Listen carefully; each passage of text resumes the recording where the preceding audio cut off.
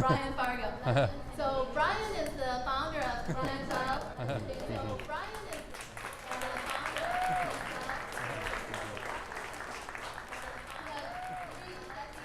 have experience underneath his belt.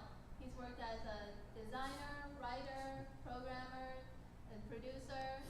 He's responsible for some of the cult classics, some popular cult classics such as sorry.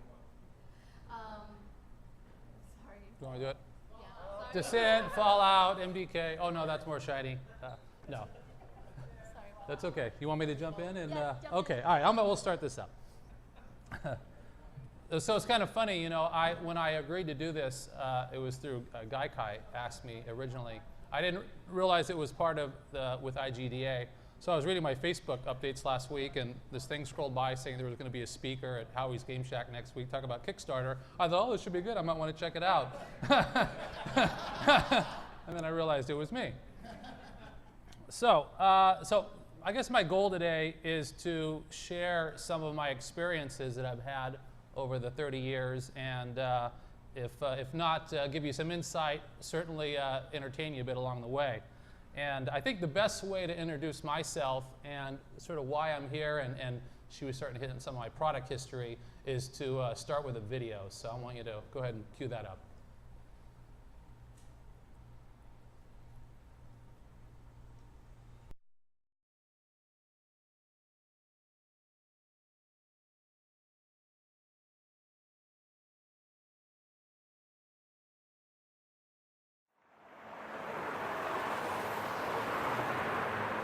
Thanks for meeting with me today.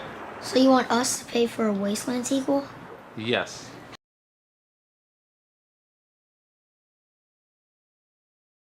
How old is that game? It came out in 1988. I'm pretty sure my mom graduated high school that year. Fascinating. Have you been involved with any games I might have heard of? Have you heard of Bardstown? No. Fallout? Can't say I have. Stonekeep? Doesn't ring a bell. How about Dragon Wars? I got nothing. Castles? I like TV show. Star Trek 25th Anniversary? With Picard? No, Kirk. Then no. Baldur's Gate? Who Gate? You had to have heard of Battle Chess.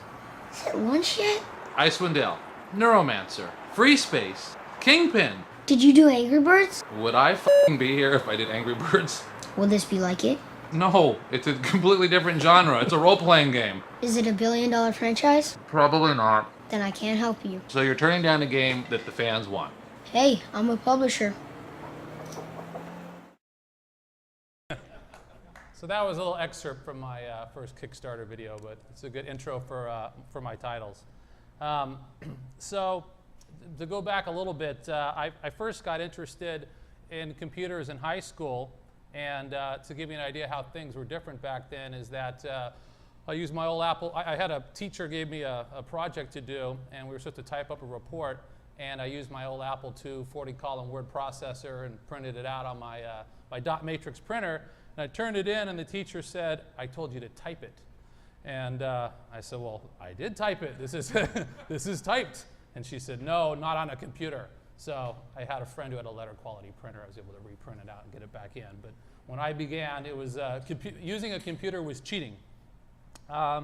So I started my first company, Saber Software, when I was 18 years old. I wanted to make a graphic adventure game, kind of like the old Sierra products, you know, or Monkey Island, that kind of thing.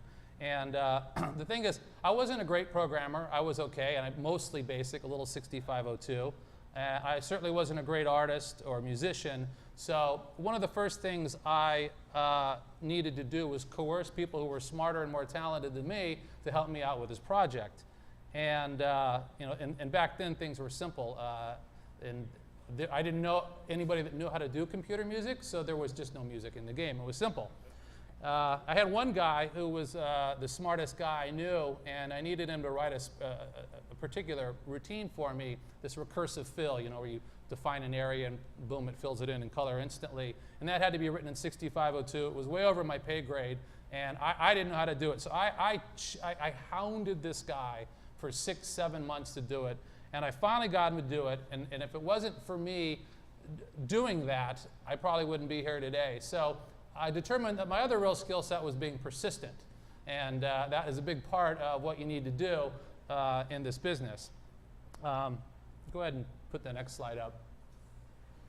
So I think this is a good illustration of most people sort of see success as any kind of as a simple succeed or fail. I can tell you right now, prepare to fail, fail, fail, fail, fail till you hit succeed. And I've had that happen many times. I've had it happen in the beginning, in the middle, in the end.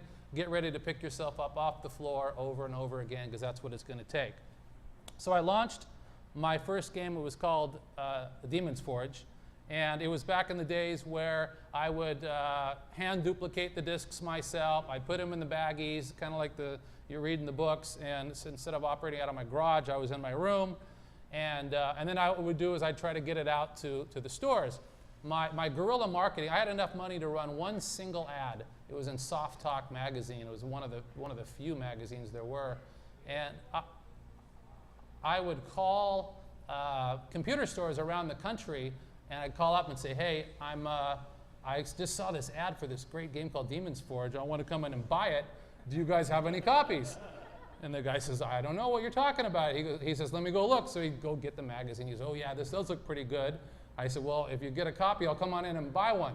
And so I'd hang up, and then about 5 minutes later, my business line would ring, and I'd pick up and go, Sabre Software, and I'd take my order. And so another component is to make sure you're thinking outside the box all the time, because there's no lack of hurdles. So when I was 19, my company got bought by a startup of Stanford graduates. It wasn't a lot of money to pay off my debts, no big deal. But they were, they were all Stanford graduates, and they had their dad one of the dads had a lot of money, a lot more money than I had, and they asked me to come in and sort of run their development. And I remember at the time they would come in and say, Brian, is it okay if we put our diplomas on the wall? Would that bother you? And I said, no, it's okay. You can put them up there. It's not a problem. And that was a real trial by fire working there. And in fact, the first person that I ever had to fire in my life was the worst experience of any person I've had to fire in my life. We had a guy working there who was a Stanford football player, and something was said in the boardroom, and I remember he jumped over the table, he grabbed the CEO, and he grabbed him by the throat, and he started choking him on the ground. We pulled the guy off, and so needless to say, me and the other 5 vice presidents they got, we meet in the next couple of days, said, this guy, we got to get rid of him. I'm like, yeah, I'm only 19 years old at the time. They said, we're gonna meet with him as a group, and we're gonna all like a panel, and we're gonna take him through all the reasons why. Of course, I don't think you need a lot more than the one, but that's fine. So I get a call like the next morning at 6:30, and they said, you got to come in here right away. We fired him. I said, great. What do you need me there for if you already did it? They said, well, now you need to tell him why we fired him. I said, what do I need to do that for? They said, get your ass down here. So I go down to work, and they've explained that each one of us are going to have to tell this guy why. He's already been beat up once. And guess what? We're going to his house to do it. So I'm waiting for the next guy to come back, and he comes back in the office. He's white as a ghost. I say, how'd it go? He says, not good. And so I got to go to this guy's house. His wife answers the door. She's crying. I'm only 19 years old. I've never done this before in my life, And this guy's a Stanford football player, and he's got his buddy in there. Anyway, I go in there, and he makes a lot of threats. And but Larry, you did choke the CEO. What are you going to say? So anyway, as I was preparing this speech, I was reminded of that that experience as a child. So it's been, nothing's been as hard as that since. So anyway, so when I was, after that, I started to start my new company, Interplay, which most of you have heard of, or hopefully so.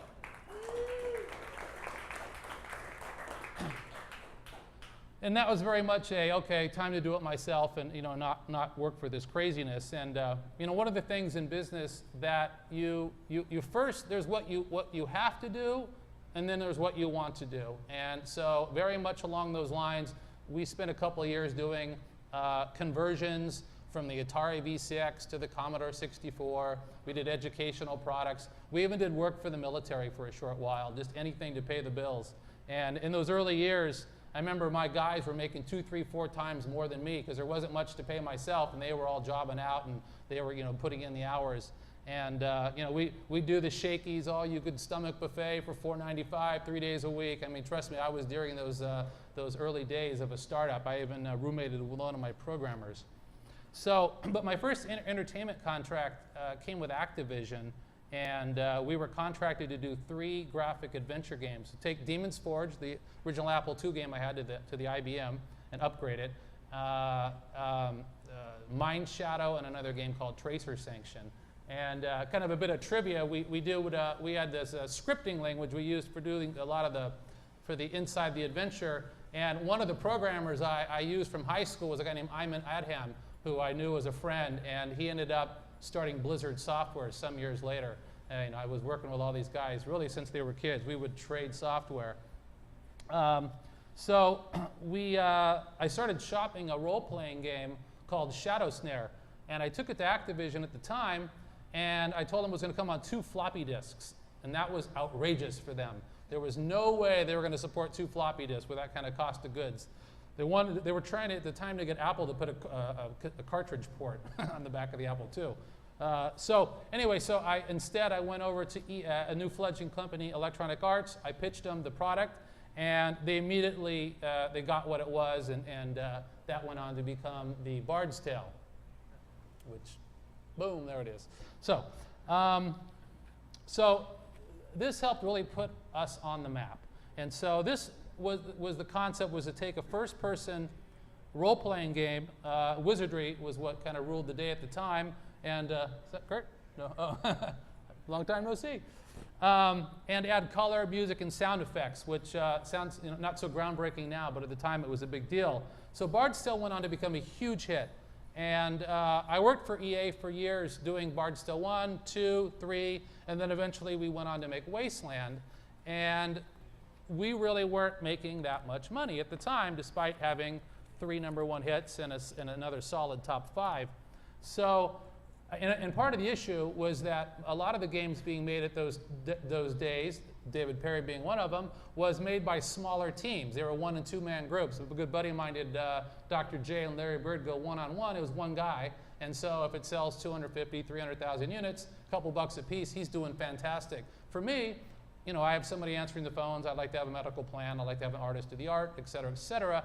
I'm trying to build a company out of a sort of a business that's dominated by small shops, which has become a theme that I've come full circle with, which I'll get to in a minute. So I needed to change my business model. And Electronic Arts, they wanted to kind of keep me where I was, and the only natural progression I saw was to become a publisher, which was to take more risks so I could have more reward. And EA did everything they could do to dissuade me and poo-poo all over my plans. So at the same time, I had Activision, who was still feeling kind of sore that they had missed out on Bard's Tale. So they were hounding on me, we'll support you this time.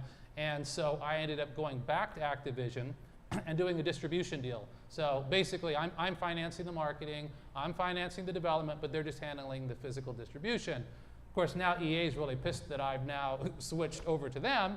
And in fact, I got a call from their CEO, which was very funny, after I'd signed with Activision, because I literally just left EA's offices and went right over and signed, said I give.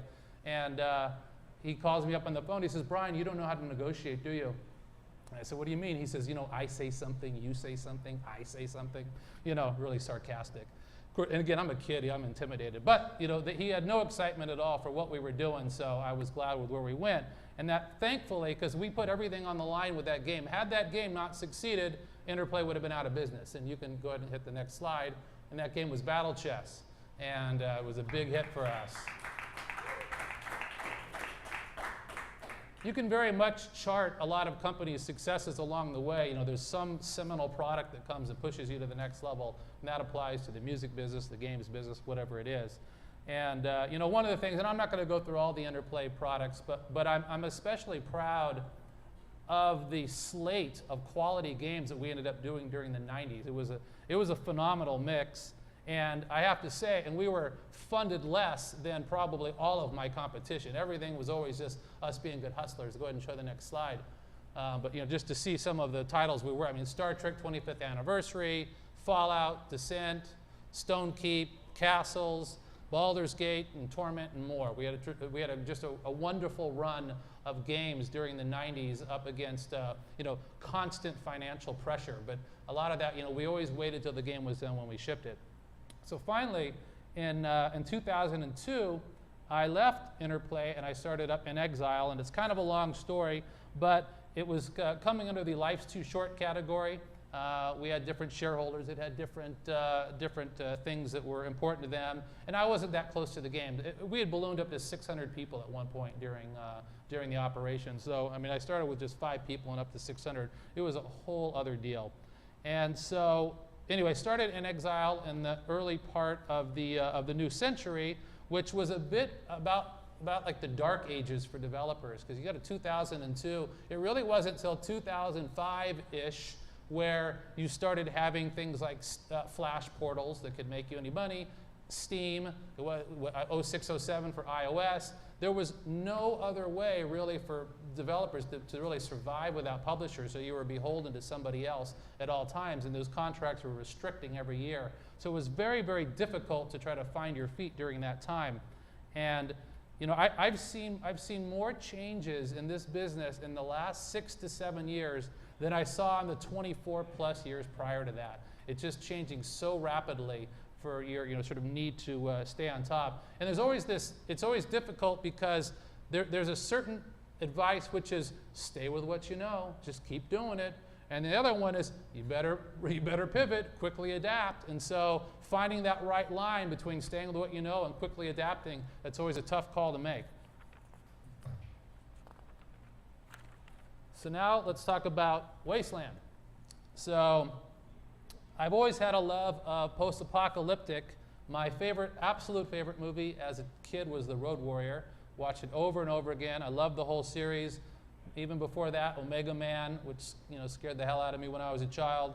I read comic books on this subject, and one of my favorite books is called Swan Song by Robert McCammon. It's a great post-apocalyptic book if you haven't read it. But what made Wasteland great that we did basically 88, 89, it was one of the first open world type games where you could walk through, have many, many ways to solve issues, and having kind of ripple effects where you would do something and see the effects an hour later or 5 hours later. And that's really what made it sort of special. And it took a lot of years to do that first one. So there was a lot of effort that got put into it. So I was originally, I tried to get the rights back to the name at Interplay. I was not able to do it. They weren't going to, EA owned the trademark, and I was a publisher now. I was a competition. They weren't going to let it go. I begged, I pleaded, it wasn't going to happen. So basically that's where Fallout was born, was the inability to do another Wasteland. So now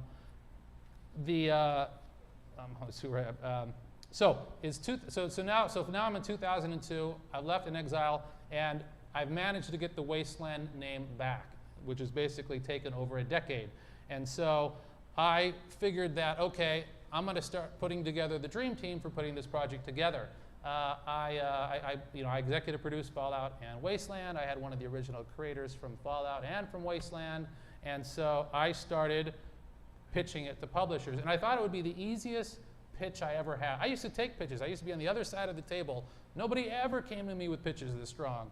And yet I could not get anywhere with any publisher for any price. It was either they didn't want a sequel, or that they already had a role-playing game, which I never understood that one, or there was just no reason at all. And so it seemed like the kind of the single-player narrative RPG, which I love to make, was kind of going away. And I was at I did a keynote at GDC Shanghai in China in late 2011, and my whole speech was about me sort of talking about how everything's gone free to play, and the focus is more about how to get money out of your pocket at all times, and that sort of doesn't go well with an immersive RPG experience, etc. And it appeared that there was just no way this was going to happen. And then in February 2012, Tim Schafer launches with his Kickstarter for Double Fine. It took me about 24 hours to send an email out to my president. He was in Singapore. We were chasing deals down there. I said, we need to move on this like right now. This is the opportunity. If there's ever going to be a chance for us to do this kind of game, and Wasteland 2 in particular, this is it. And one other sort of bit of advice I would tell you is that every opportunity I've had in this business is basically a closing window. And the minute you think of it, so have 9 other people, and they're all rushing to the same thing. So that window's closing. It's just a matter of time of how fast it closes. I don't know whether it's going to be a month or 6 months or 9 months, but that thing is closing. So for me, if I see an opportunity, I move fast. And so we went from seeing Tim's Kickstarter to launching, less than 5 weeks later. And and Tommy, it's a hell of a lot of work putting these things together, writing the script, doing the video, and everything that goes into it. But one of the things I did before I launched, and this is important if you're going to do your own Kickstarter, and I'll hit some of these points later, is that we set up a forum to start a dialogue early on before we launch. We basically crowdsourced our crowdsourcing. We would go out and we'd talk about what were the tiers that you liked, what were the rewards, and we'd throw ideas off of them to see what they liked, and some of them were very counterintuitive. Like one, we said, okay, if you back us, we're going to give you a special skill that other people who just normally buy the game at retail, so to speak, don't get. They said, do not do that. Do not give us something that we want the same experience as everyone. What? Oh. I can't hear. Somebody yelling. Do I have a heckler already? What are we going on? Oh, okay, sorry. I thought somebody said something. So there's some kind of counterintuitive things that go on. So very important that we started that dialogue.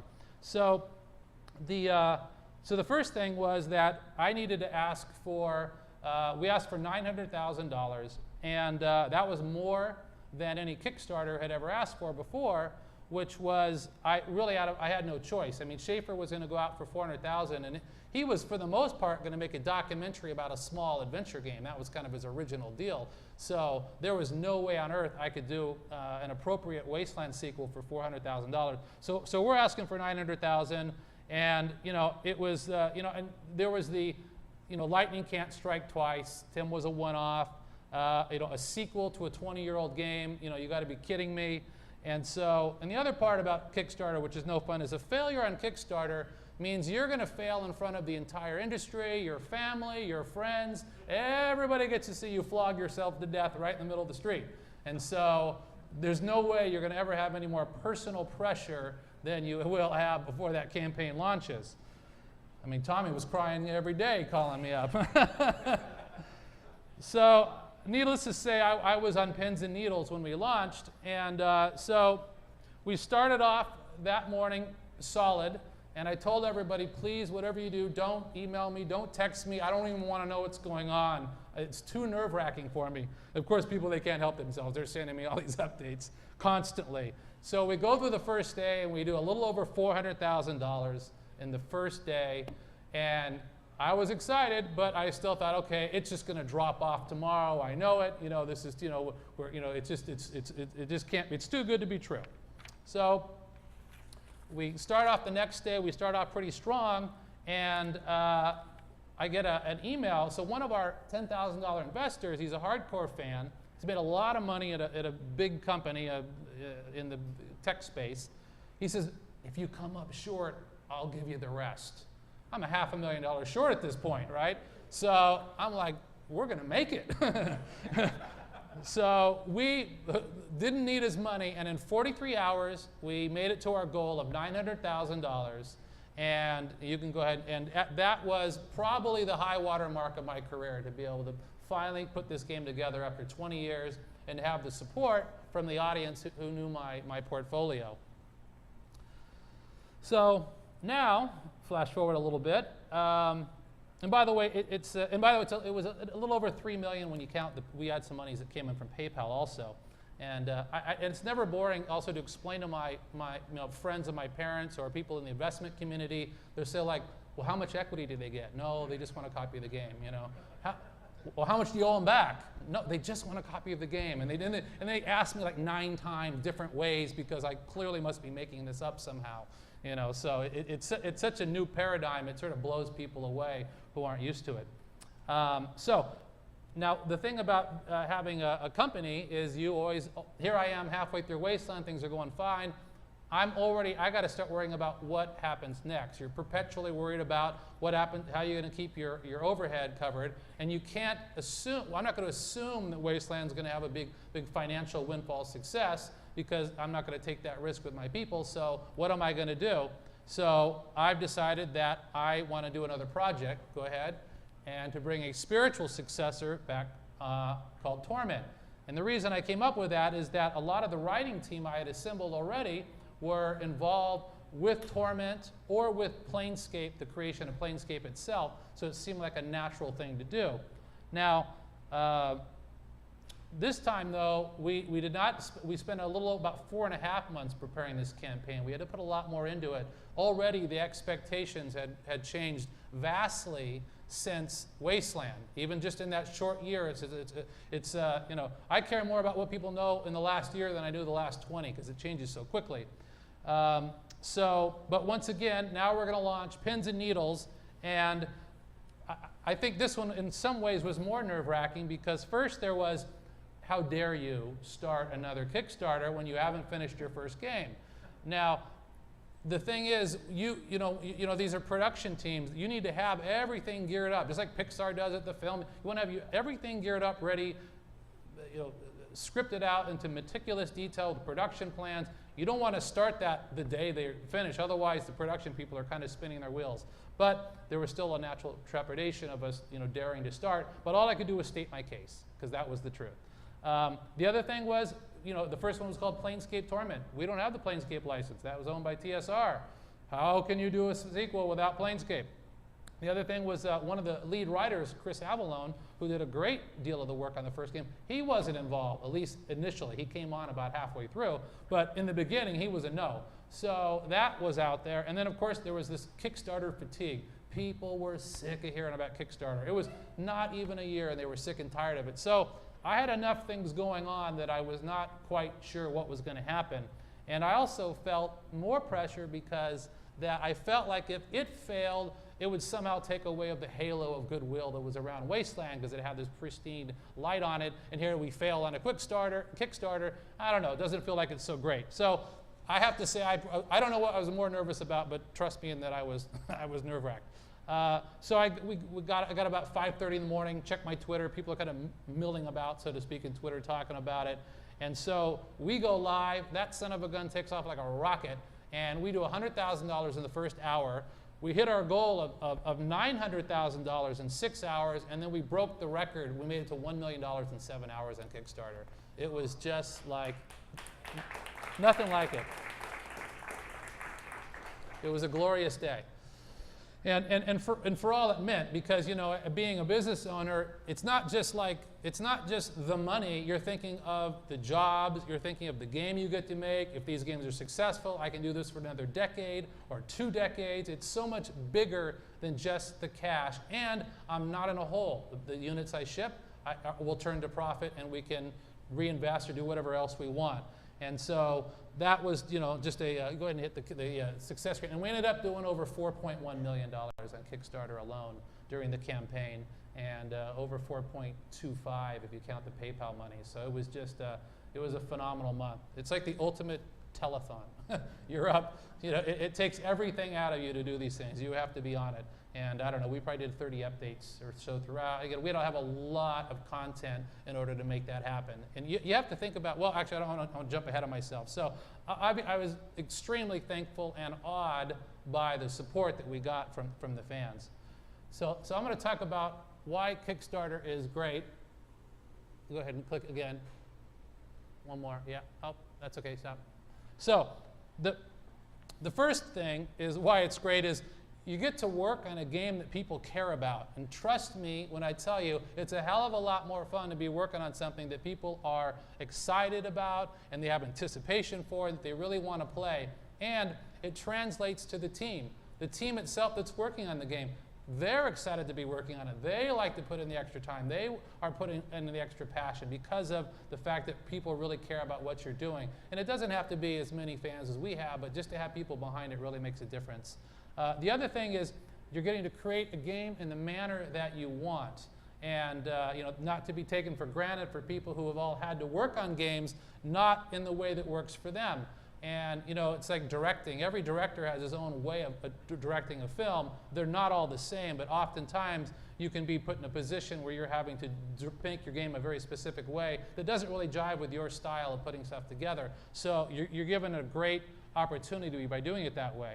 The next thing is, okay, you're up there, is working on a game you're passionate about. Obviously, you pitched the idea, you care about it, and you have the ability to craft something really special here. And I think that if with Kickstarter done right, I think it has the ability to raise the product integrity for you to be able to take the time and make sure you're doing it the way you want, because you have no excuses. You have no, somebody told me to do this or that, or they wouldn't give me my number 2 pencil, whatever the issue is, you're in control of your destiny. They're not the last. The next one is that the majority of the proceeds stay with the creator. This is important for a couple of reasons. One, we like it because it's fair. I've done products where, I've taken the publisher through the math, where we pitched them the concept, and they've given us the money to make it, and I'm okay with them making more money when they're putting up that kind of cash. But when you run the numbers and you say, hey, you guys are up $25 million and we're up 0, gee, do you think we get like $1 million of the 25? And their answer is no. That's the formula, right? So the fact that you now can share truly and control the profits for you being the creative person, I think is fantastic. But what makes it even better than that is that you'll find that the creative people that make the money, they tend to do the most good. They share the most, they support each other, whether it's through technology, it's through money. You take a guy like Notch, I know for a fact he's hundreds of thousands of dollars he's given out on Kickstarter. And I've funded, helped support 100 different projects. And so there's a great, publishers, how much have they put out on Kickstarter? I haven't seen a lot. And so we all tend to help each other. So as the individuals make their money, I think there's sort of a double kind of positive effect that comes from it. And the last point is that the money is pure. And what I mean by that is that when you take money on to make a game, in any traditional way, you're going to, whether it's from a publisher, an investor, your friends, your family, they all want to make a profit. And that is fair. They put their capital at risk. They want to make a profit. Them wanting a profit doesn't always run in line with you making a quality game. You would think that that would be the case, but it isn't always the case. With Kickstarter or crowdfunding, the money that you're given, they just want a good game. That's all they care about. They're laser focused. It's always the feedback with us is take your time, get it right. Take your time, get it right. Trust me, that is not the normal experience you'll get in most cases. It's usually, we're going to sue you if you don't get it on time. So, it's a very different deal. And for me, crowdfunding is especially good for a mid-sized company like myself, because in the same way I've had to come full circle because a lot of the iOS games and Android games, people making good money or making a living, it doesn't work for a company. So for a mid-sized product and for this kind of game, it wouldn't have happened otherwise without it. So let's go on to the next part. Okay, so get hit point 1. There you go. So let me just go you through sort of a random set of tips if you are considering doing Kickstarter. The first thing, and obviously my set of circumstances is different. I've been doing it for 30 years. I had some franchises I was in control of. So you can't just compare to us, but there's a lot of other successful. I read one time that somebody was complaining that only 20 or 25% of video game projects on Kickstarter got funded, and it was the worst category compared to others. The most ridiculous complaint I've ever heard, because if you pitch your product to people, your success rate's like 0.01. So the fact that 20% of these random ideas can fund is fantastic. It's unbelievable, actually. So, but the thing is, launching on Kickstarter is like step 40. Some people think that they just throw it out there and let the gods take them where they may. Here we go. There is a tremendous amount of work, months, that you want to spend of prep work, awareness building, communicating with the audience. Like I said, launch a website before. Start that process way ahead of time. If you're going to do a Kickstarter and throw it out there and keep your fingers crossed, you're probably going to fail. The next one. Again, engaging with the community prior to launch. I've already hit this a couple times, but I very much crowdsourced every part of my campaign. I brought them in. And I've always told my guys, no matter how smart they are, they're never as smart as the crowd. You're always going to get great input. I mean, they're finding cures to cancer through crowdfunding. Certainly we can come up with some video game tiers. Go to the next one.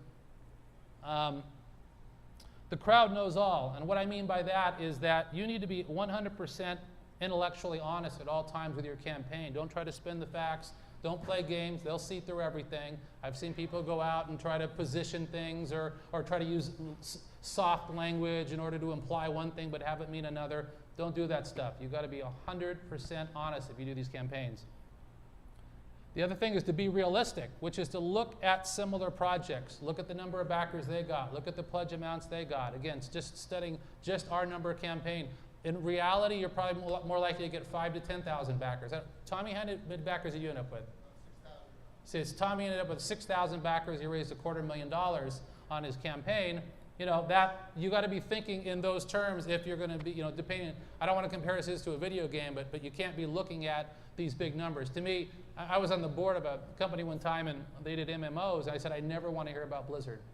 Because their numbers are not worth studying. You might as well be starting a band and telling me about the Rolling Stones touring numbers. It's worthless. You know, so you really got to focus on what it is in the wheelhouse of what you're doing. The next one is early momentum is key. So you really need to have your awareness before launch. You need to call in every favor you have. Friends, family, get them involved, and make sure that you have some heat day one, because basically, you know, the decisions of prior users is going to likely to influence the subsequent users. So if that thing turns on in the morning and there's $10 sitting there, they're going to think I must be missing something and not get involved. You've got to have some momentum. You've got to have some support system. Make sure you get that lined up. You know, even on our campaigns, I made sure anybody who asked me for favors over the last year, I called those favors back in. People like to be where the heat is. The other thing is, this is not a place to make your first game. Do not do that. It is, you need to first prove to yourself you know how to finish something. I can tell you what, it's a lot more fun starting games than finishing them. And it's a lot of work, and it takes a lot. And so the last thing you want to do is flog out in the public eye on your first project, fail, burn people, and then that, you know, the internet never forgets. So I think it's a horrible place to learn how to make your first game. Do anything else. Next one is make your decisions. Okay, yeah, let goodwill guide your decisions. And what I mean by that is that there's a lot of decisions you need to make before the campaign, during the campaign, after the campaign, talking with the people. If you're thinking about the goodwill you're giving out towards people and let that dictate your decisions, you'll make the right ones. And you know, it's the reason why day one on disk DLC is a bad idea. People hate it. Even if you can make money from it, it's not worth it. It's not. You're creating ill will. So everything you got to be thinking is, what is the messaging you're giving? Because ultimately you want to create a relationship with these people who want to work with you for, again, 10, 20 years. So if you're doing anything that isn't creating goodwill, you're making a mistake. And the next one is that, you know, think about whether your Kickstarter is filling a niche, or is it that is not being serviced, or whether it's wholly unique. It's why the mobile apps don't do as well as on Kickstarter. You know, there's a new game that comes out between Android and iTunes about every 5 minutes. So it seems like almost every idea, you know, if you're going to do a Temple Run type product, good luck. You know, had I launched with an Angry Birds clone, I'm certain I wouldn't have funded. So you really got to think about, am I giving something they can already find elsewhere? You know, if you're going to do a Call of Duty knockoff, I don't know, it's going to be a tough road to hoe. You really got to think about who your audience is you're serving, or had a built-in audience. Next one is, if you can invest into a PR firm, I highly recommend it, especially with Europe. I don't know, 40% of our revenues came from Europe. And of course, there's no such thing as Europe. There's Germany, there's Italy, there's Spanish, Spain. There's a lot of territory, there's a lot of blog sites. There's no way I could have reached those people. I had to enlist. And so if you can't afford a PR firm, there are some that will work with you on a contingent basis, some. But they're also very good because they're very honest with you. And it's great to have, you know, these guys, because a PR firm, they're in front of the press every day. And I can tell you the press, they're sick of hearing about Kickstarter. So these guys don't even like to go in and pitch a story. So they're very good at giving you some honest feedback about what your chances are. And so I'm not saying that make that the end-all decision, but they're very good at helping with that, and I recommend having a PR firm. And then the last one is that, you know, take some time with your video. You know, you have one opportunity to convey your integrity, your passion, your knowledge, and who you are. Because ultimately, you know, I think a lot of people who back Kickstarter projects, in reality, had those come out on the shelf, they probably wouldn't have bought half of them.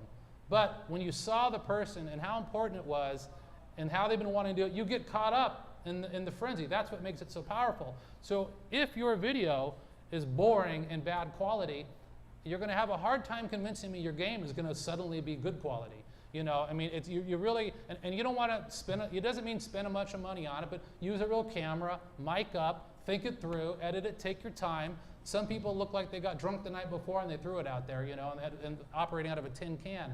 That stuff is really hard to make work. So spend a little bit of time, because it's all about who you are as a person. That's what they're really buying off on. So, yeah, as I say, you don't want to be like the person on American Idol who can't carry a note, but their whole family says, no, you're great. You know, make sure people see it. You know, your friends, let people who will be critical of what you're doing. And, you know, and I get sometimes people, they'll tell me, hey, can you look at my video? I'm like, okay, sure, I'll look at it. Okay, we go live tomorrow. I'm like, well, there's no point. You know, nothing I'm going to say really matters at this point. They've already decided they're going with it, so, you know, it's locked and loaded. So anyway, so that's my story. Sticking to it. You know, I hope if you guys do Kickstarter or crowdfunding that you guys succeed, because we need, you know, more talent, and we want the money more distributed in this business. So anyway, that's it. I'll open up for questions. Oh. Right, let's go ahead. As a multiple business owner, what inspires you to want to grow your company or change companies or shrink your company? What do you mean by multiple business owner? Well, you founded multiple companies. Ah. Oh, you don't mean at the same time. So what's the question again then? It's. So what inspires you to want to, say, grow your company or change companies? Oh. Well, I'd hate to manage me, so, you know, I'm probably not hireable. You know, I don't know. I don't know any other way, I guess. I've been doing it since I was 18 years old, and so as soon as, you know, I took time off after Interplay. I took like 90 days off. I organized all my CDs and, you know, get everything. You know, I was like buttoned up, my games, played everything. I said, okay, I got the point. And I went back to work, and because I just love the business, and I do like doing things my way. I'm very, you know, I have a strong opinion about things, and so I think that drives me more than anything, I guess. Oh, the question is what motivates me to want to start each company or keep going with multiple companies? Did I answer the question? The question was changing the size of a company. For example, you have a certain project that started with 5 people, and then eventually with Interplay it balloons to 600. What made the growth happen? Yeah. Well, to do over, I probably wouldn't have done that, you know, and I think, you know, I look at something that, you know, I gave Blizzard their start, I gave BioWare their start, and some other companies, and, you know, I think Blizzard was very smart. They stayed very focused on just a few titles. Had it to do over, I would have done the same thing. But, you know, we were trying a lot of different things, and we actually had some success on some things that I wish I hadn't, right? We did like Mario Teaches Typing. We did a typing tutor for kids. We sold 750,000 copies. I'm like, let's do educational software. This is fantastic. You know, then we did a pool game. We sold 400,000 units. We should do sports, you know. And so I actually wish those hadn't worked. So we ended up doing a lot of stuff because we were making money with everything at the time. All these different ideas, crazy ideas were happening. And then it ballooned up, and then Universal MCA came in. All the studios were floating around us, and they wanted to make an investment by 45% of the company. They put money into the company, said, let's grow this baby, right? Let's take on EA. And so I got caught up in the fervor with the whole $10 million, which is like nothing now. And we tried to grow, and then when things go wrong, they tend to all go wrong at the same time. So it was not fun in the late 90s, I'll tell you that. Back right there. What was my social media base before I launched? I had about 50 Twitter followers and nothing on Facebook. We really had very little. I had very little social media awareness at all. I have like 16,000 Twitter followers now, and we have 20,000 on Facebook for Torment and Wasteland both. And then through Kickstarter, between the two, we have over 100,000 people. But when we started, we really didn't have much. It was really the press that helped us early on. I mean, that to me, that's another component. It's really hard to get, if you're doing a mainstream game, you don't have a built-in audience, you have to have some press support. And so that helped get us going. Yeah. You mentioned how these campaigns are really nerve-wracking, and it sounds like you're managing multiple projects at once. How do you personally cope with the stress of all these situations? I think I've had guns at my head for so many years, I don't even know what it's like to not have them pointed at my head anymore. I'll repeat the question. Yeah, okay, yeah. So what was the, how do I handle the stress of the campaigns? And, the first campaign, we answered every message that came in, and there must have been 12,000 of them via the Kickstarter.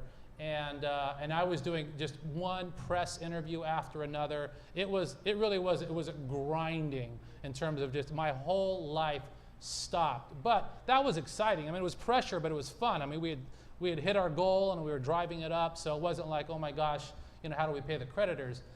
So that part was not stressful, at least in that regard. For Torment, I knew how much more work it was going to be, and I was already, my guys were all focused on Wasteland. I could not take a month off and just do that, nor could I do with my management. So we had more people involved with Torment. I brought a producer in, Kevin Saunders. I had Colin McComb. He was doing videos, and if you look at the campaign, there was a lot of other people involved to help offload some of that work. What's that? Yeah, our campaigns were about 30 days. Yeah.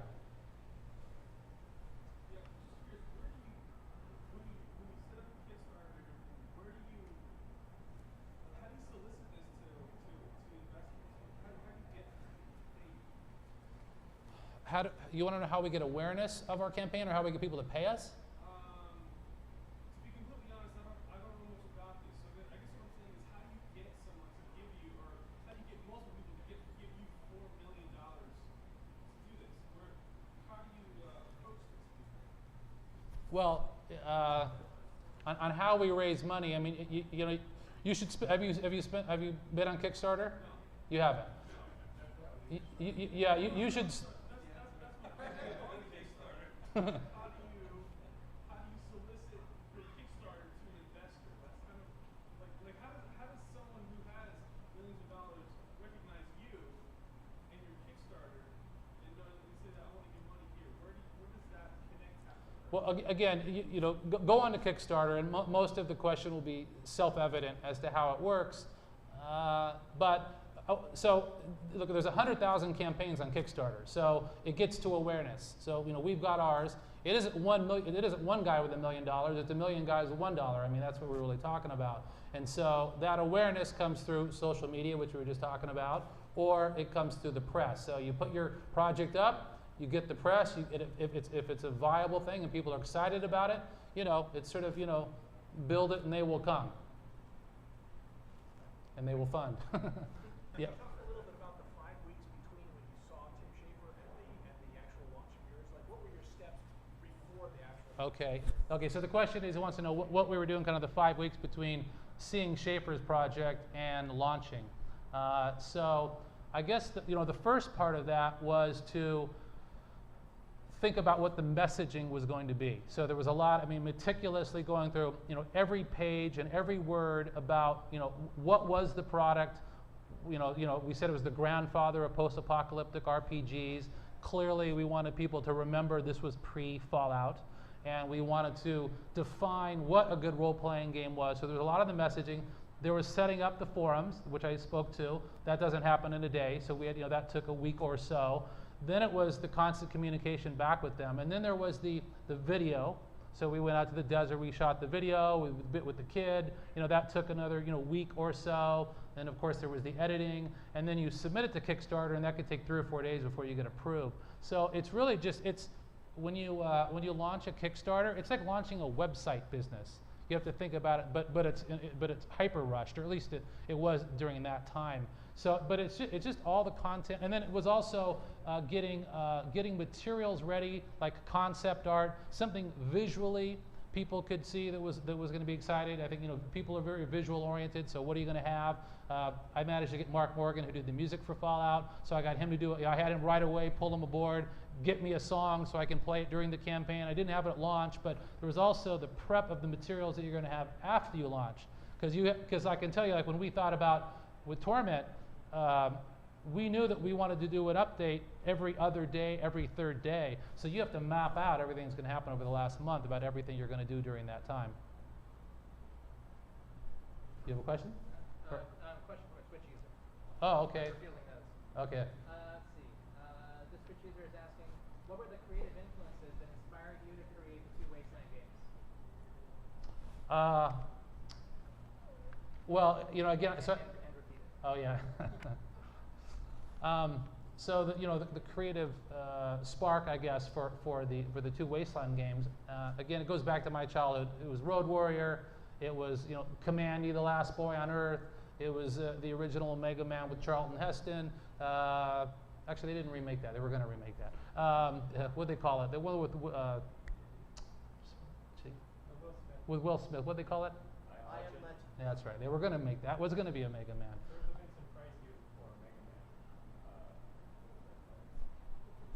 Yeah, but you know, Reading the Stand, and then you know, Swan Song came out kind of during the production, so I don't think that one quite counted.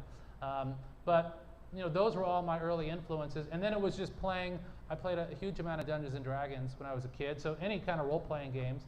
And then my friends at Flying Buffalo, they had a game called Mercenary Spies and Private Eyes. And what I liked about that system, it was a skill-based system. I wasn't familiar with skill-based RPG systems at the time. That was the first one I had seen. There might have been others, but that one I liked. I liked that it had like real-world elements to it. You know, I understood burglary or lockpick or using an AK-47, et cetera. They were things I could immediately identify with in terms of, you know, why having those things or making those things better. And I always liked the post-apocalyptic world because it all seems plausible. Like it just seems like one step away from happening.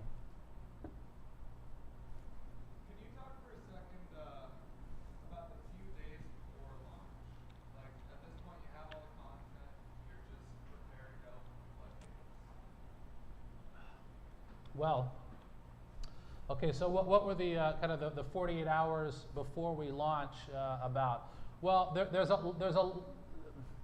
depending on how quickly Kickstarter approves your video. So in one case, if they've already approved it and it's 48 hours, you got nothing to do. You're just sitting around waiting to launch, and you're just really kind of helping to prime the press. You know, you're out on the board, you're talking to people, you're making sure the word is out, you're seeing if there's any kind of general chatter. Does the press care? I mean, you're very focused on the press. I can tell you if the video has already been cleared. If the video hasn't been cleared or the website you haven't pressed, I'm done, we're debating to the last second. I mean, there was a lot of back and forth, and you know, what was the right tier, and you know, we didn't always agree on everything either. So you know, we would shout our cases. We were like, you know, like some parliament, you know, sort of figuring out what the right thing to do, because you know, everybody has strong opinions, and what worked a year ago doesn't necessarily mean it'll work today. So there's a lot of philosophical and intellectual debate, because you know, again, every word and every tier and every way to think about what incentivizes people, what wants to make them get to the next tier, you know, what we show them, when we show it, you know, that all has to be really thought through. Again, you know, for these big campaigns, you don't just throw it out there. Yeah. What are your plans for increasing sales beyond the pre-sales of Kickstarter? Well, we If you don't mind me asking. No, not at all. So the question is, you know, what do we do to plan to, well, increase sales beyond our Kickstarter? And that's sort of a topic that people like to talk about, and there's been no great data yet, because, you know, one side of people say, well, how do we know you haven't already sold it to all the people who would have bought it? You know, and then another side says, well, you know, that only represents a small fraction of the overall gaming community, because a lot of people, they don't want to back Kickstarter. They don't trust it. They'd rather wait for the final product to come out and pay a little bit more. You know, we don't know the exact answer for that. I think that we've only hit a percentage of the overall market, because there are a lot of people that are waiting to see it. And it's for the same, I mean, kind of my philosophy is that, like, you take a look at Humble Bundle, for example. where people will put their games in a Humble Bundle and they're free, and their sales on Steam go up. And that doesn't make much sense, but there's an awareness. And so people that are already there at Steam, they want it, maybe they want it in their library. Who knows why they make the decision, but it tends not to eat up those sales. So that tells me that we probably haven't eaten 100%. It's not 0%, but that it's not some super high number. As far as what we're going to do to market it, to me, we've got 70,000 people or so that have backed it, that are helping us make the game, that are behind it, that we're communicating with. To me, that's my sales force more than anything. And I think that if we do a good job, and we will, and they're going to go all the way through beta test, that they're going to help. They'll help get the word out. So we don't plan on spending. We have no. When we raised the money, there was no marketing money set aside. I really think that PR and word of mouth is going to be the main thing, which is very much the way a lot of the internet works these days. I mean, we're all bombarded with marketing, and we're almost numb to it.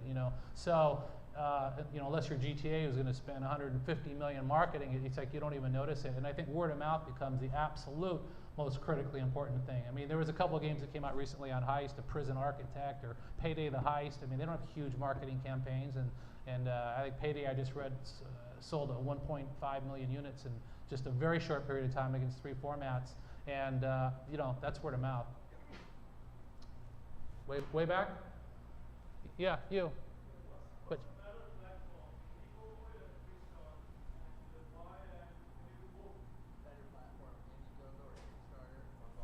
oh, so he wants to know what the better platform is between Indiegogo and Kickstarter. Well, obviously, I've had my 2 big successes on Kickstarter, so who am I to say that Indiegogo is as good or better? Intuitively, it feels like Kickstarter is the better place to be. It tends to have the bigger projects. There have been some great projects on Indiegogo, though, so I'm not sure what criteria people go through in deciding Kickstarter versus Indiegogo. But as a percentage of the business, Kickstarter is bigger, and I think you have a lot more people on Kickstarter who troll around looking for more interesting things than you might on Indiegogo. Oh, what?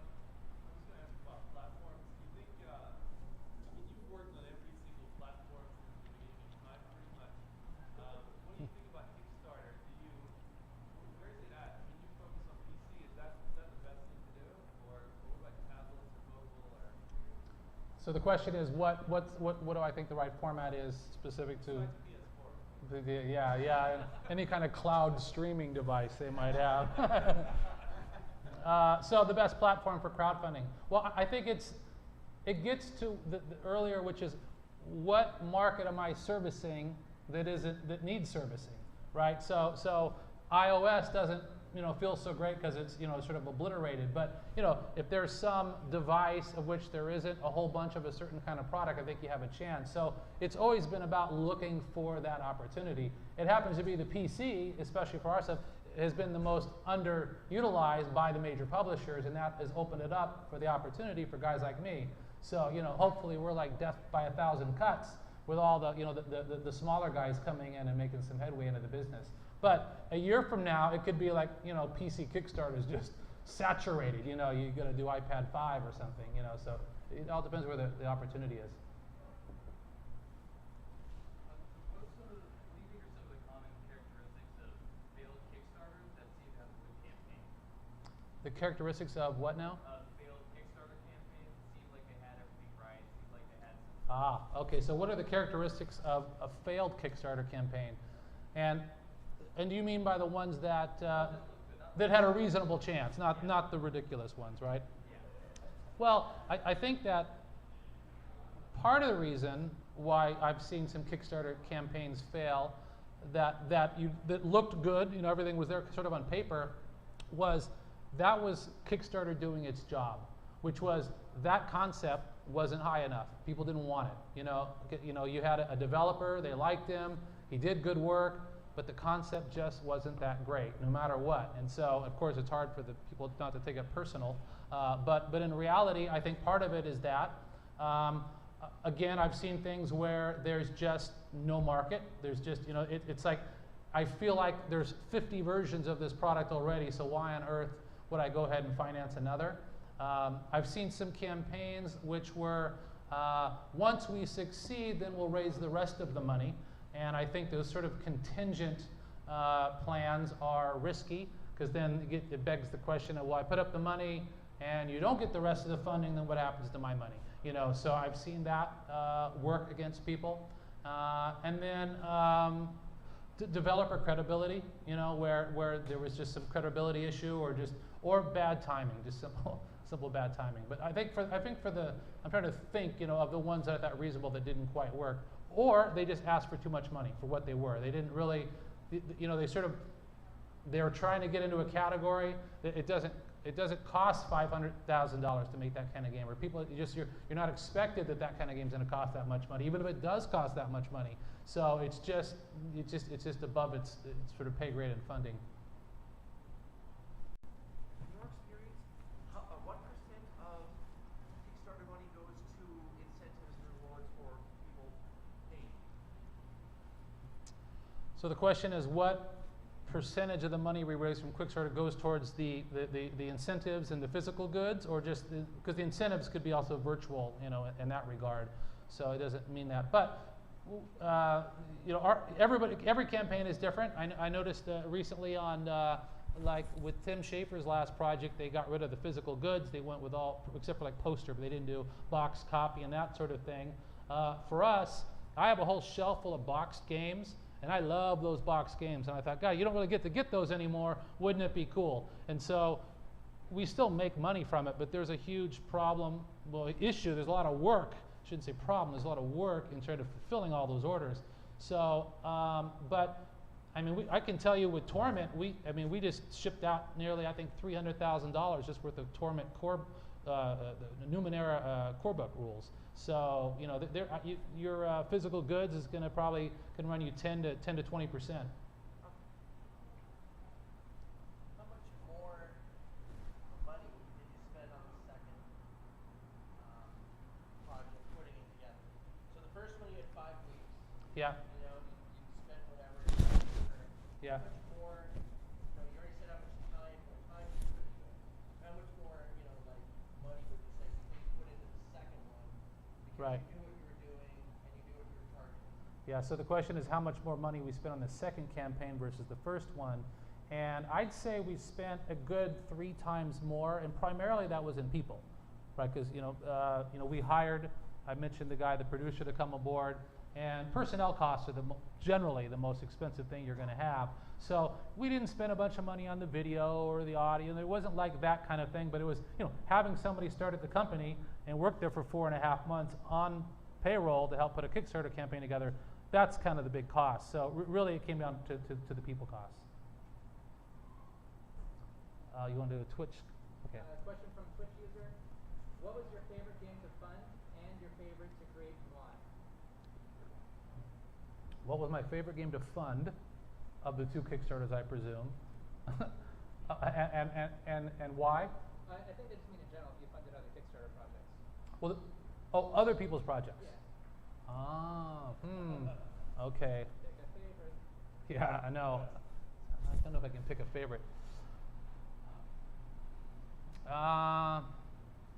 I've literally put money into 100 different projects. I think Tommy Tallarico's project's probably the most fun one I've ever had. That's trying to be the next one. Video games live. And then the second part was, and what was your favorite game to create? Well, my favorite game to create. Well, I can tell you the most fun I've had is on these 2 Kickstarter campaigns. This is, I mean, it's absolutely been the high water mark. It's been, and in many ways, Wasteland 2 could be the most fun because again, it's I have to say it is because one, you know, all the money's there up front, so I'm not running around trying to hit milestones. I'm not trying to get paid. I'm not doing hostage negotiations to get my cash. And the audience is so engaged. So we're just back and forth, and without a shadow of a doubt, that crowd participation has made the game better than it would have been otherwise had they not had their involvement. And so, yeah, I got to say, you know, not to pander to our latest project, but this is probably the most fun that I've had making a game. But you know, I go back to the early days. I mean, you know, I think about Battle Chess back at the time. That was a lot of fun, all the discussions about what the animations would be and how to fit it on a disc, and the fact it was, kind of bet the company time, and that it worked and it sold, and so, there were some other fun ones, but I think this one so far. Yeah. So you said that you set both of your Kickstarters at 900,000 and you triple plus both of those. Where do you put that extra money after you receive those funds? Yeah, so the question is, what do we do when we excessively fund compared to our original ask? And we pretty much lay out where that money is going to go throughout the Kickstarter. So again, getting back to the same thing, what are the type of things you guys want to see? And so it was, more music, we had more formats in the case of Wasteland. We brought on a lot more writers. We brought on some very famous writers in the middle of the Torment campaign. But essentially, we made the game much bigger than it would have otherwise. That's what they want. Hey, just do more of what you're doing. And so, and it's a good question, because it's important to note that we don't make a dime of profit off of Kickstarter. 100% of the money and more, we've even invested more, have gone into making the game, because ultimately our victory is on the sale to the new people and to make our backers proud. So we want to make the best possible game we can. So that's just how we're wired and how we think. So anyway, 100% of it goes into it. Do you have an open additional platforms or any more additional things that will make content? I'm sorry? Have you opened to any additional platforms or anything other than just content? Have we opened up to any additional platforms? No, it's just our backers have very specifically given us the money to give us a Mac, a Linux, and a PC version. And so we get people saying, what about console? What about tablet? And we just don't spend one iota of our brain cycles thinking about that. We're using Unity, so maybe it would be easy to do a tablet version. Who knows? We'd have to look at the footprint. I don't even want to think about that stuff. We're just laser focused, deliver the game, then we'll worry about those other things, because that's what they paid us to do. Yeah. What do you think about crowdsourced development, like using the crowd to help development, and equity-based crowdsourcing? Right, so the question is, what about crowdsourced development and equity-based crowdsourcing? So, well, I guess for crowdsourced development, it depends on which percentage you mean. I mean, we crowdsource aspects of our product, but the core team is internal. So, I mean, to me, it goes, has it worked before? Is there a history of it working? If somebody can say, I just did a couple projects and they all came out great and I crowdsourced 100% of it, fantastic. I mean, I'm prepared to be tricked all the time, but, or educated, I should say. But I'm not sure. So I haven't seen where that's worked or not. So it's hard for me to speak to that. Somebody would have to educate me on how that worked. But it seems fraught with peril if you don't have some core guys internally. But you could just have a couple guys that have specialties, and you can job out a lot these days. Yeah, I mean, even with us, we part of the reason I chose Unity was because of the fact of the Unity asset store. The asset store is fantastic because I don't need my guys making gas stations and fire hydrants and trees for the rest of their life. They're already out there. We bring them down, we change them, we make them look more post-apocalyptic. I can tell you we've easily saved, and it isn't just art content. You also get algorithms and the tools and all sorts of stuff. We've saved anywhere between $250,000 and $500,000 just from things we've got from the Unity asset store. And so I think part of it, you need to be smart how to draw upon what's out there. You shouldn't create where you don't have to create. If we can get 3D models off of Google Maps, then let's go get them if they're public domain, right? So I'm all over that. As far as equity-based crowdfunding, I guess my issue with that is that, to the point I made earlier, is I like the fact that the people who gave us the money, all they want is a good game. They're not trying to they're not putting money into the company, not because they want a game, because they want to figure out how they can make a profit or tell us how to run our business or anything else. And so I love that freedom and the fact that as long as everybody that gave us the money gets what they were supposed to get, I think everybody's happy. So obviously I prefer that business model. And then equity-based crowdfunding is borderline illegal in the SEC. It takes place, it goes into law later this year. Now, there's limits to how much any company can raise on equity without going through a registration with the SEC.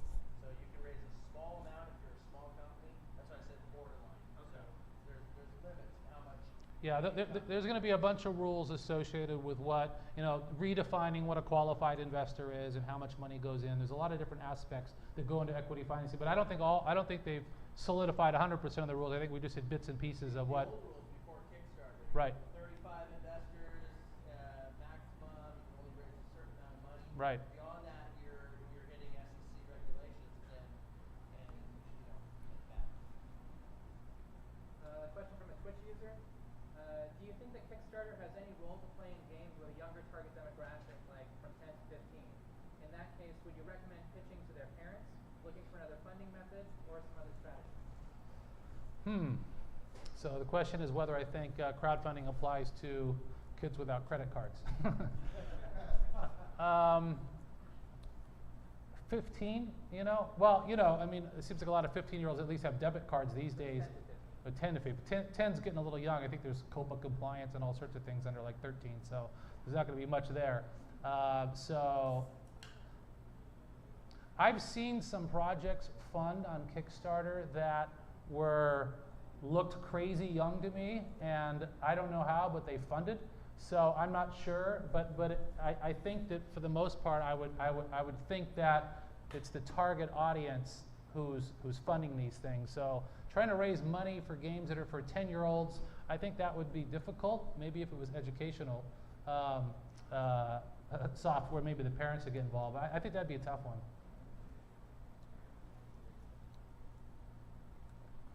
Another, yeah. You mentioned being realistic about setting your goal so that you don't fall short. Are there any dangers in setting it maybe lower than you might think to ensure success? Setting it too low, you said? Yeah, is there danger in doing that? Well, it gets back to the intellectual honesty of it all. You've got to set a number that it's going to cost, and so on one hand, you let the chips fall where they may. On the other hand, you have to recognize you might be in a category that it's never raised over 400,000, so you need to find another way to get there. And I've had to re-engineer the entire way I build product around this. This game, if I think about if I'd done it in a more traditional fashion 5 or 6 years ago, would have cost me triple what I'm paying now. I've had to be very clever with reuse of tools, assets, the way we script, drawing the crowd in. We even had a lot of the crowd help us do some of the assets.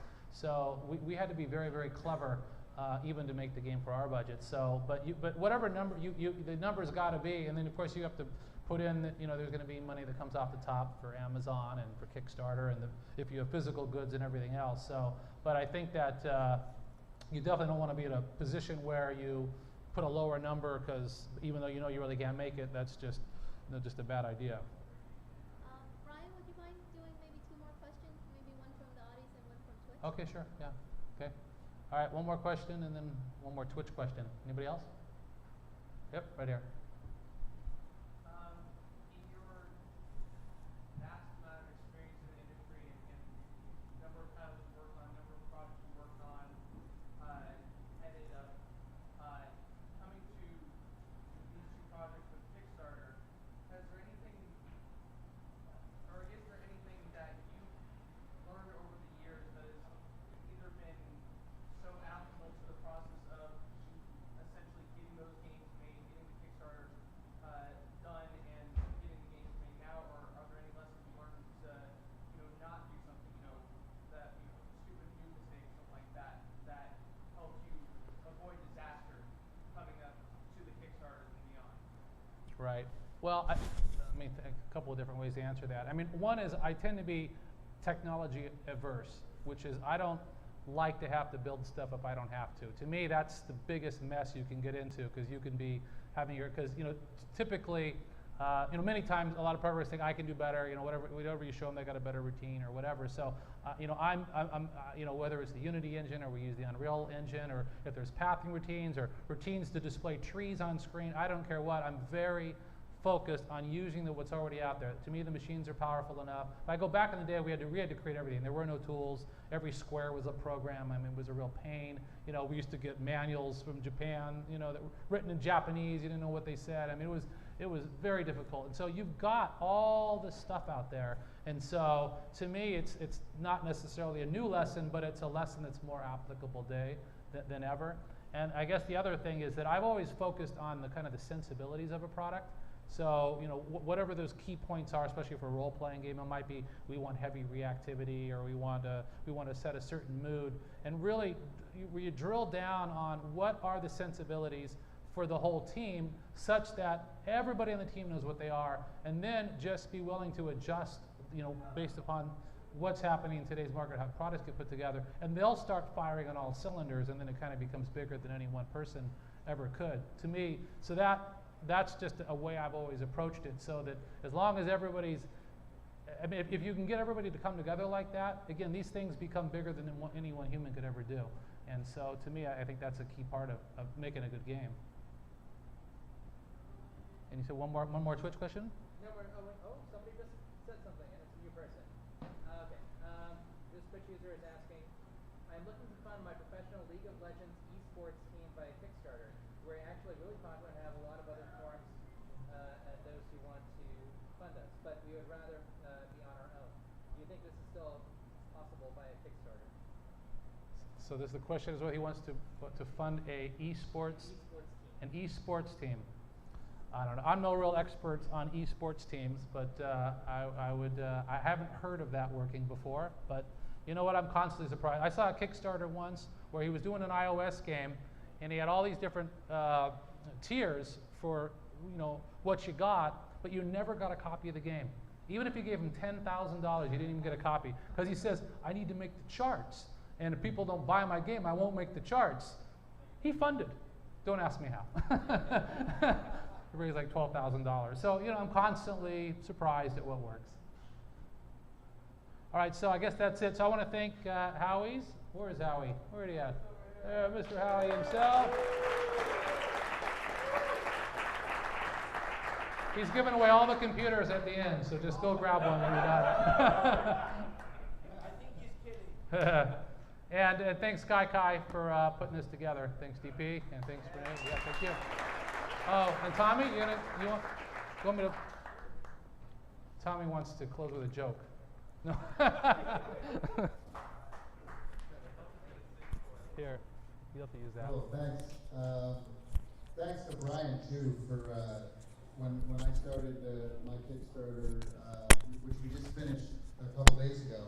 But I was talking to Brian like 3-4 months ago, and he gave me so much amazing information. So a lot of the stuff that you heard tonight was priceless. I mean, it's really amazing for somebody who's gone through it, and gave me a lot of advice to get going. So my Kickstarter was interesting because I was trying to fund our third album, and for Video Games Live, my touring concert. And so the first thing I had to overcome was, wait a second, you guys have a successful world tour. You do 40, 50 shows a year all over the world.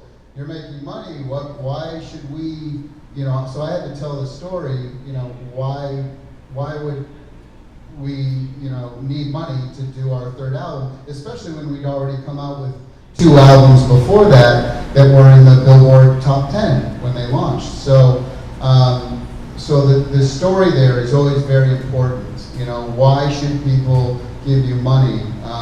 And so my personal story was that, you know, I made the record companies out to be the bad guys, just like in Brian's videos, he made the game publishers out to be the bad guys, which is true. I mean, it's, you know, no record company is going to put hundreds of thousands of dollars into a project for video game music because I've been to all the record companies, obviously, and their whole thing is, look, gamers steal music. They're not gonna pay for music. Why should we record your album and they're just gonna steal it or listen to it on YouTube? And so the great thing about the video game industry is that gamers will rally behind you. You know, if they believe in you and they believe in your product, and you know, no better example is Brian's game. And the same with us. So for us, it was a lot of rallying the troops, you know, and when you get people to believe and in a way, I don't want to say feel sorry for you, but they believe it's like, you know, we're the underdog, you know, like people think video game music is stupid bleeps and bloops, but for the people who know it and love it, they're like, you know, we're going to prove to the world how artistic and culturally significant video games are and video game music is. And so rallying, you know, having a story to tell, I think is so important. That's one of the biggest things I think I learned from Brian's is, you know, watching his video, the publishers are, you know, he's the underdog and the publishers are the bad guys. And again, which is, it's kind of a true statement. One of the things that I did on my Kickstarter is in watching a lot of other Kickstarters out there, I wanted to be a little different too, a little bit of a different hook. And one of the things that I did initially was I was very transparent. So I put together my entire budget and I put it out there for everybody to see, because most music album things, you know, people are asking for like $15,000 or $20,000 to do, you know, a record, because, you know, it's 4 guys in a band in a studio and they can get it done in 3 or 4 days, you know. But for what we do, it's, you know, it's 150 musicians, you know, symphony players in a big studio with, you know, and to mix that, you know, and we want to get John Williams' mixer, and we want to get the person who does that. So in order to do that, I was asking for $250,000. And so I felt like I needed to show everybody, because who the hell, what do you mean, when everybody else is asking for 10, why the hell do you need 250? So for me, I wanted to be very transparent. So I said, look, here's the entire budget. This is why I'm asking for this much money. And a lot of people wrote me and said, wow, they really appreciated that. And yeah, if not for that, they would have just thought I was just trying to rip people off or something. And in that budget, I put in there, look, Kickstarter takes 5%, Amazon's gonna take 5%. Like, that was in my budget. Here's how much, you know, based on if we do around 5,000 units, here's how much it is to manufacture the CD, here's how much it is for mailing it out, here's how much, you know, literally going through here's how much I'm gonna spend on PR and marketing for this project. Because I hired the 2 guys, PR companies that Brian turned me on to that worked on his things. I think they also did Tim Schafer's too, or Chris Taylor's, I think, somebody. Obsidian. Obsidian. One of them. That's right, yeah, Jim did. Yeah, and so I was very transparent with my budget, and people appreciated that a lot. So I thought that was pretty cool. The other thing, and so like Brian was saying, like all the stress and everything is because when you're up at night trying to think, how can I get the word out there? There's always ideas. There's always something more that you can do tomorrow or that night in order to get more people to know about it. Because the more people that know about it, the more people are going to pledge. So one of the things was I did a Reddit AMA. And, you know, I got on the front page of Reddit, and there were thousands of people, and that just, and I saw a huge spike, you know, just, you know, from doing the Reddit. I'd never done a Reddit before, AMA. And so that was, so there's always ideas, you know. OCRemix.org is a great kind of nonprofit website where thousands of people from all over the world remix video game music, and they put it up there for free, and they got a mailing list of like 20,000 people. So let me partner with them. I can get to 20,000 people who like video game music. And so there's always ideas like that. One of the things we did during the campaign is I released a Super Mario World arrangement that we had never done before. And I positioned it because I'm like, okay, and Dave Perry actually gave me this idea. He's like, you know, what can you do to like get like, because one of the things our good friends at Pencil Test Studios did, Armorcrog, they were the old Earthworm Jim team. And one of the things they did towards the end of their campaign, because they were like 300 grand short going into the final 3 days, we're like, oh no, they're not gonna make it. One of the things they did is say, you know what, we wanna do a Wii U version And because of that, it sparked every Nintendo fanboy website out there to talk about this. And so now they were reaching millions of more people, and that got them funded. So I kind of did a similar thing. It's like, well, how can I get to all the Mario fans? Let me release an arrangement. I'm not even saying that it's going to be on the album because I don't know. I have to get it approved by Nintendo, and that takes a year. And this. So I kind of put it out there to say, hey, I'm going to try to get this approved by Nintendo, pass it around. And I just gave it to them for free. And that's the kind of stuff that people were, going crazy for. A person earlier asked too about Kickstarter, versus Indiegogo and this and that. I can tell you, and I don't know what Brian's numbers are on this, but I can tell you mine. One of the reasons why Kickstarter is really the way to go is that the back end, when you start a project, it shows you where all the money's coming from. So a certain percentage came from Twitter, a certain percentage comes from Facebook, a certain percentage comes from this website, that website. Well, and then there's a big pie chart, and it shows you how much money came directly from Kickstarter, meaning people who went to the Kickstarter site were searching around and it came in. And out of the $285,000 I raised, $105,000 of it came directly from Kickstarter. So one of the things I did was I was pushing the people at Kickstarter to, hey, make me a staff pick. Make me a staff, like I'd bug them, and network with them, and I went up to their offices, and I took them out to lunch, and I said, hey, can you help me out here? The whole thing, right? You really gotta network your way, and becoming a staff pick was huge. And then, like Brian said, it's all about the first couple days of launching. Because if you get on that what's hot list or what's new list, again, you're right there on the front page. It's huge. And as soon as you hit games and it comes right up. That was the other decision I made. So you want to make sure you position yourself correctly. Even though I was a music album, I talked to the Kickstarter folks and said, look, if you just put me in classical music or whatever, symphony music, I'm dead. I said, so I want to be in it, even though I'm not a video game, all my people are looking at the games things, they're clicking. And because of that, I was putting the games, and they said, okay, yeah, that's cool. And I think that had a huge part, I think, to do with it as well.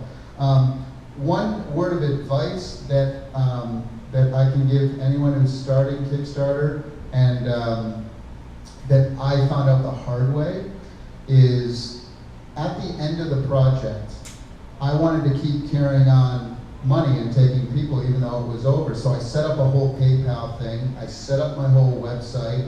I just did digital only tiers. But one of the things I didn't know about Kickstarter was when the project ends, they close down your project. You cannot edit it anymore. You can send updates, but you can't edit, because all during the thing, you can edit your story, you can edit your stretch goals, you can do anything you want. You can not your tiers. You can't change your tiers once they start. If somebody's bid on it, then you can't change your tiers. But your story and everything, can you change your video? Yeah, I don't think you can change the video either. You can add new ones. But you can pretty much change everything else until it closes. So where I got screwed, and I didn't know this, and if I had to do it again, I'd do it differently, is that at the very end of the project, like the last hour or so, I could have went in and changed my graphic to say, Video Games Live Level 3 funded, but click here for PayPal or whatever, to continue funding. And I could have put like a paragraph in there saying, hey, the project's over, but now click this link and you can have some digital tiers and this and that. So I figured I lost thousands and thousands of dollars because I thought, I'm going to wait till the end. Once it's done, then I'll go back in there and change that stuff. That's not the way it works, and no one told me that. So that's a really good piece of advice is, sit there with your graphics and your website ready, and then like 30 minutes before it closes, boom, change everything. I talked to Kickstarter folks about that. I said, guys, come on, let me in, I didn't know, and you don't say it anywhere and they wouldn't let me do it. So really good piece of advice, because I feel like I lost a lot of money. Because you got that momentum going, right? Your first 4 days and your last 4 days are, for me anyway, and a lot of projects I've seen, they mirror each other. So if, you know, I raised 100,000 in the first 4 days, and at the end I got 100,000. So everything in between is just, you know, it's, you know, the graph is like this. You know, it's a big U. And so to give you an idea of what you're going to make at the end, look at the first 4 days for sure. But the biggest thing for me was I was using the fans and the audience as my army. I was talking to them every day, and they went out, because I'm one person, right? And I can tweet and Facebook, and Video Games Live is about 100,000 people on our different Facebook pages, about 50,000 on our different Twitter, 100,000 on our mailing list. And so we had a pretty good base because we were touring for 10 years, but the people who are invested in it, you know, who put down the pledge, they are your biggest army. And so we were encouraging people to constantly, please help us spread the news, because we have our base, but they had 3,000 friends, and their friends had friends. And so once the web, you know, the ripple effect happens, but they were the army for sure. So anyway, yeah, that's pretty much just what I wanted to contribute to that. But anyway, but yeah, Brian was definitely the mentor in the whole Kickstarter thing. He's done it right, so we're really fortunate to have him here talking with us. Thanks. Thanks, Tom. Yeah. Thanks. Okay. Thank you so much, Brian, for sharing your story with us, and Tommy too. That was some valuable information that you threw in at the end. That was pretty nice. You know, two great success stories through Kickstarter. So I hope that everyone learned a lot of good tips today, and you know, are able to crowdfund your projects. So they'll be around for a couple minutes afterwards to answer any questions. So you know, hopefully you guys will be attending our next event too, which will be posted in the next few days. All right.